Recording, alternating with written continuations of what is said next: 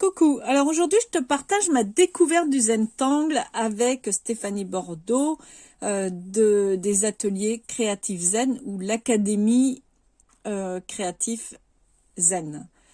Je te mettrai les liens de toute façon dans le corps du texte. Donc le premier jour, c'était un défi sur 5 jours qui m'a fait découvrir. Donc le premier jour, on a créé ce qu'on appelle une tuile. Voilà ce qui a donné ça. En fait, Stéphanie nous guide pas à pas.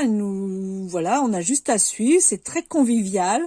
Elle a une voix hyper douce, donc c'est un pur moment en fait où on se déconnecte et où on est vraiment présent à l'instant, au moment présent en fait. Donc ça, c'était le premier jour. Donc le deuxième jour.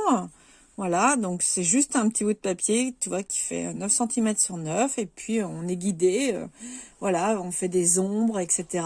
Et puis, voilà. Et c'est vraiment, j'adore cette méthode, car on est vraiment très, c'est vraiment, pour moi, ça remplace largement la méditation, en fait. C'est un vrai moment de détente, de pure détente, où il y a juste besoin d'un crayon feutre noir, du moins, voilà, et puis un crayon de papier et un bout de feuille qu'on découpe. Donc là, c'était un triangle. On a fait quelques variations. Et c'est vrai que il n'y a pas besoin de savoir dessiner, en fait. C'est top. J'adore. Donc, et le quatrième jour, donc, c'était une tuile un peu plus grande. Donc, je vais la mettre dans ce sens-là. Voilà. Une tuile Phi, je crois que ça s'appelle. Même, c'est pas que je crois, c'est que je suis sûre. Voilà, et après, donc j'en ai fait des variations, mais là, c'était le soir de l'atelier, c'était ça. Et le dernier soir, le live était un peu plus long. Ah, du coup, il faut que je réduise un petit peu mon... Je sais pas si je peux réduire en même temps que je te parle. Non, je peux qu'agrandir. Voilà. Bon, bref, tu vois, donc c'était un petit... sur un rond qui fait 12 cm, je crois, ou je sais plus. Voilà. Et du coup, on est parti du centre et on a mis un peu de couleur. Alors moi, j'avais pas de pastel, donc c'était plus de la cire. Mais pareil, pendant 1 heure, et ça passe vite en fait. Et on voit pas le temps passer et c'est hyper agréable à regarder après. Donc voilà, mais je te partage donc là en direct ce que j'ai fait pendant l'atelier. Et c'était vraiment... Je t'invite vraiment à aller voir.